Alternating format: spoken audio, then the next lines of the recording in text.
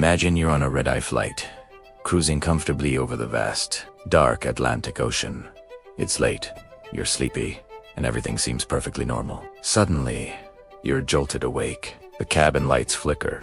The engines sound different, quieter. Then, silence.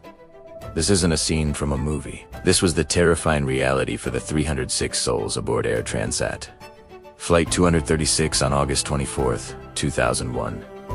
Tonight, we redive into the incredible story of how this massive Airbus A330 became the world's largest glider, and how the skill and courage of its crew turned a potential catastrophe into a legendary tale of survival. Our story begins in Toronto, Canada. Flight 236 is a routine charter flight, heading to Lisbon, Portugal. On the flight deck are two experienced pilots, Captain Robert Pitch and First Officer Dirk de Jager.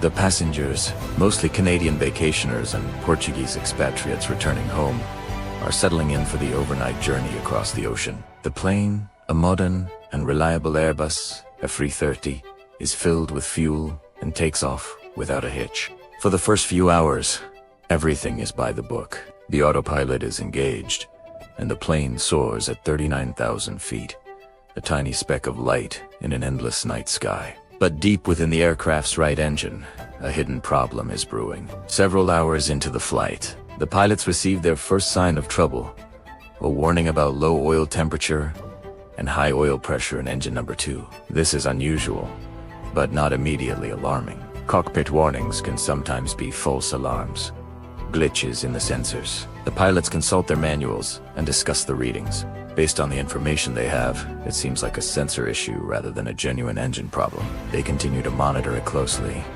but the flight proceeds. A little while later, another warning pops up.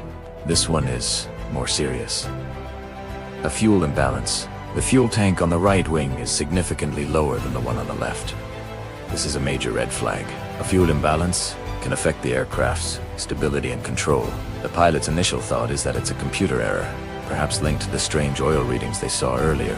Following standard procedure, they attempt to correct the imbalance by opening a crossfeed valve, which allows fuel to be transferred from the left wing tank to the right. This was the critical, yet understandable, mistake. They believed they were solving a computer glitch, but in reality, they were actively feeding a leak. Unbeknownst to them, a fuel line connected to the right engine had ruptured. The powerful jet engine was burning fuel at an alarming rate, and now, by opening the crossfeed valve, they were unknowingly pumping the precious fuel from the good tank directly into the leak, pouring it out into the night sky over the Atlantic. The situation in the cockpit grew increasingly tense. The fuel quantity was dropping fast, way faster than it should.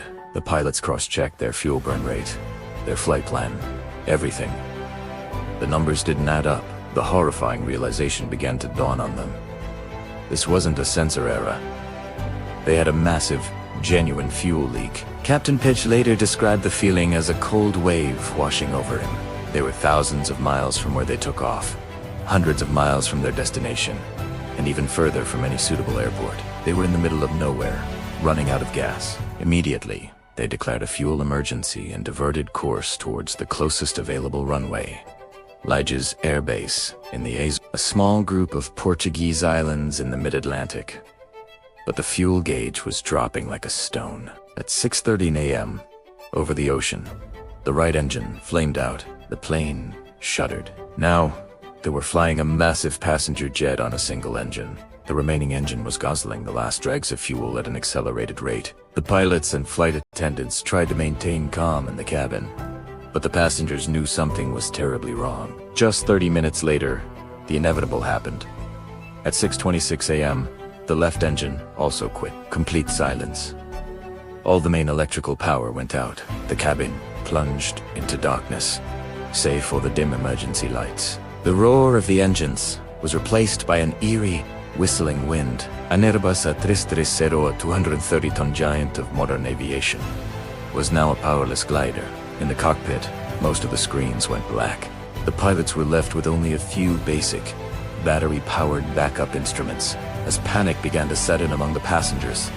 The flight crew's training kicked in. Flight attendants moved through the darkened cabin, their voices calm and authoritative, preparing everyone for an emergency landing or a potential ditching in the ocean. They instructed passengers on brace positions and how to use life vests. Their professionalism in the face of absolute terror was nothing short of heroic. Meanwhile, in the cockpit, Captain Pitch took manual control of the aircraft. Without engine power, there were no hydraulics to move the massive control surfaces, the flaps, and the plane deployed a small propeller called a ram air turbine, or RAT.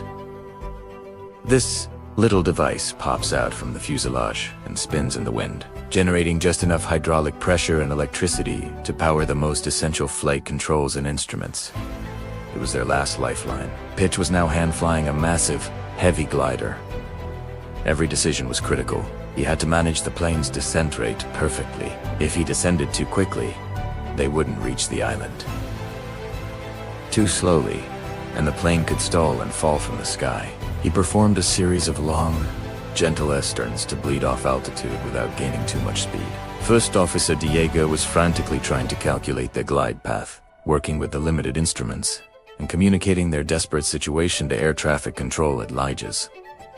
Could they make it, or would they be forced to ditch in the unforgiving Atlantic? It was a race against gravity. For what must have felt like an eternity, about 20 agonizing minutes, they glided in silence. The passengers could see the white caps of the ocean waves below. Many were praying, saying their goodbyes. Then, through the cockpit window, a glimmer of hope.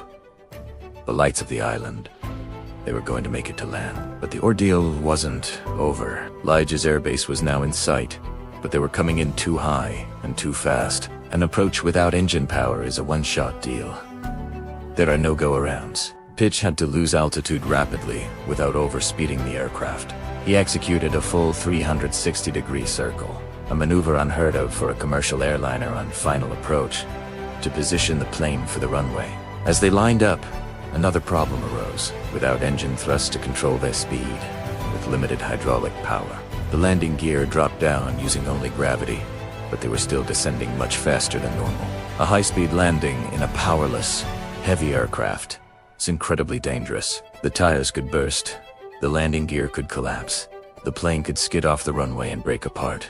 Captain Piche, drawing on his extensive experience as a glider pilot years earlier, wrestled with the controls. The plane touched down hard, bounced once, then slammed onto the runway at over 200 miles per hour. 8 of the plane's 10 main tires burst on impact. The anti-skid and braking systems were barely functional. The plane hurtled down the runway, smoke pouring from its shredded tires.